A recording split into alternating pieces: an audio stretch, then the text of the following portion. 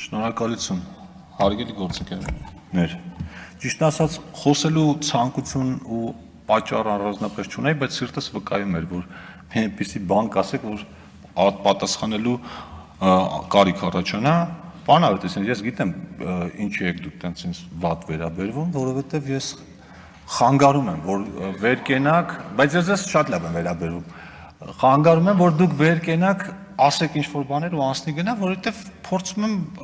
օբյեկտիվ իրականություն ցույց տալ։ Հիմա այս ծրագրի մասին, որ ասում եք 16 միլիոնի, չգիտեմ դուք հասցրել եք պաշտոնական լրահոսին ծանոթանալ թե ոչ,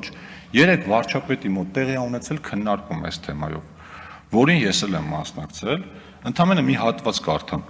Հանդիպմանը քննարկվել են ծրագրի ընթացիկ, ինչպես նաև հետագա շարունակականությանը վերաբերող հարցեր։ Մասնավորապես անդրադարձ է կատարվել ծրագրին մասնակցության նոր չափանիշների սահմանմանը, ըստ այդմ չափանիշների թիրախների որոշմանը, բնակարանային խնդիր ունեցող այլ խմբերին ծրագրում ինտեգրելու հնարավորությունը։ Այսինքն, այս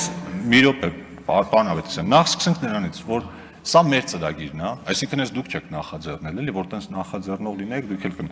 Երկրորդը, մինչև այս պահը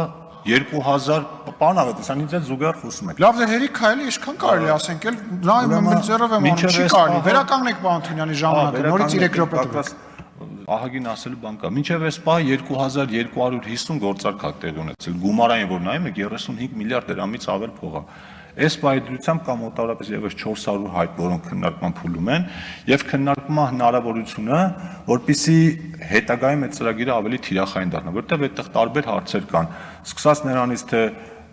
մարդիկ իրականում տան կարիք ունեն թե չէ, կարող է Երևանում հաշվառված լինեն, գնա ժամանակավոր ուրիշ տեղ հաշվառվեն, բայց ուրիշ տեղ տուն ունենան, այսինքն այս բոլոր հարցերը թիրախային պետքա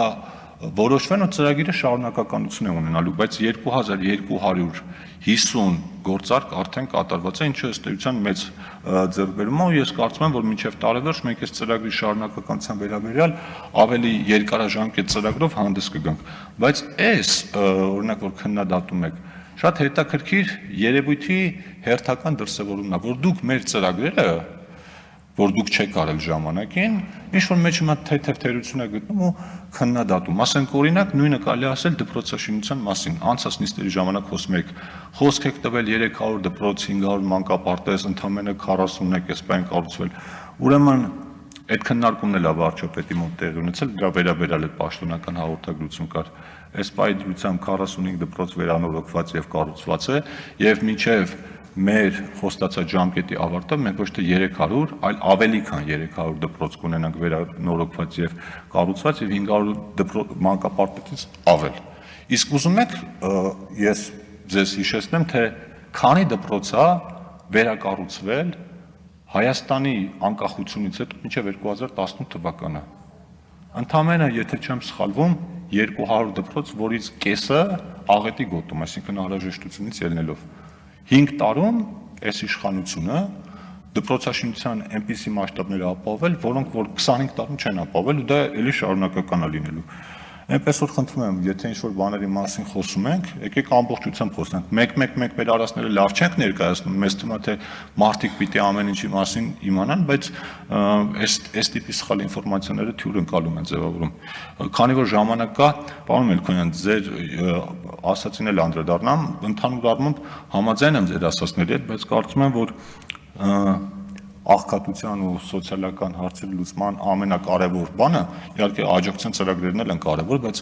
ամենակարևոր ու ճիշտ ճանապարհը այդ նորմալ տնտեսական աճ ապահովելն է, այդ մարդկանց այնպես անել, որ իրենք ոչ թե աջակցությունից կախվածություն ունենան, այլ կարողանան ինտեգրվել տնտեսական կյանքին ու եկամուտներ ունենան։ Եվ վերջում էլ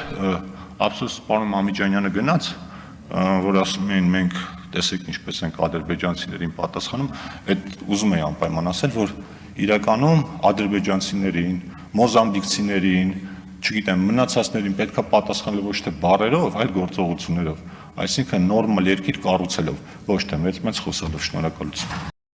Չմոռանաք հավանել տեսանյութը եւ բաժանորդագրվել Civic AM-ի YouTube-յան էջին։